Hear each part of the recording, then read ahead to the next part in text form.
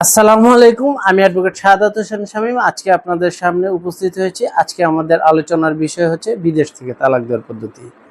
বিদেশ থেকে তালাক দেওয়ার পদ্ধতি আমাদের সচরাচর যেভাবে তালাক দেওয়া হয় তার থেকে একটু ভিন্ন। এই ক্ষেত্রে আমাদের একটি দক্ষ আইনজীবীর সাহায্য নিতে হবে, কারণ এক্ষেত্রে একটি পাওয়ার অফ অ্যাটর্নি সঠিকভাবে তৈরি করে এবং তালাকের যে নোটিশটা এটা সঠিকভাবে তৈরি করে আপনাদের কাছে পাঠাতে হয়। ওই তালাকের নোটিশ এবং পাওয়ার অফ অ্যাটর্নি আপনারা ইমেইলে সংগ্রহ করতে পারেন, অথবা ডিএচএল অথবা ইন্টারন্যাশনাল অন্য কোনো কুরিয়ারের মাধ্যমে সংগ্রহ করতে পারেন। এই তালাকের নোটিশ এবং পাওয়ার অফ অ্যাটর্নি আপনি প্রাপ্ত হওয়ার পর সংশ্লিষ্ট দেশের আদালতে নোটারি অথবা নোটারি পাবলিকের কার্যালয়ে অথবা সংশ্লিষ্ট দেশের কনসুলেট অফিস বা দূতাবাসে যেয়ে আপনি সেখানে স্বাক্ষর করবেন। স্বাক্ষর করার পর ওই দেশের দূতাবাসের মাধ্যমে এটা বাংলাদেশ দূতাবাসে প্রেরণ করবেন। বাংলাদেশ দূতাবাসে প্রেরণ করার পর সেখান থেকে আইনজীবী এটা সংগ্রহ করে বাংলাদেশ পররাষ্ট্র মন্ত্রণালয় থেকে অ্যাটেস্টেড করে সত্যায়িত করে পরবর্তীতে এটা ডিসি অফিস থেকে যথাযথ স্ট্যাম্প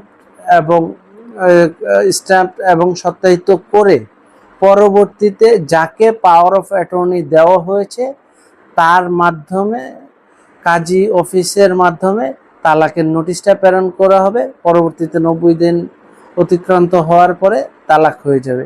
এই ক্ষেত্রে আমাদের একটু সতর্কতা অবলম্বন করতে হবে, কারণ এই প্রক্রিয়াটা একটু জটিল প্রক্রিয়া। যদি যথাযথভাবে পালন না করা হয় তাহলে আপনার সম্পূর্ণ টাকা এবং সময় দুটোই অপচয় হবে, এবং পরবর্তীতে আপনি দেশে এসে আপনার বিরুদ্ধে নারী নির্যাতন অথবা যৌতুক অথবা অন্য মামলায় হয়রানি হওয়ার সম্ভাবনা রয়েছে। তাই আমাদের এই বিষয়টা খুবই সতর্কতার সহিত আমাদের এই কাজগুলো কমপ্লিট করতে হবে। এই পাওয়ার অফ অ্যাটর্নি দেওয়ার পর 4 মাসের ভিতরেই এই কাজটা করতে হবে। যদি না করা হয় তাহলে এই কাজটা ব্যর্থ হয়ে যাবে। ধন্যবাদ। আমাদের হোয়াটসঅ্যাপ অথবা ফেসবুকে আপনারা নক করবেন, আমরা আপনাদেরকে যথাযথ আইনি সহায়তা দিয়ে সাহায্য করার চেষ্টা করব। আসসালামু আলাইকুম।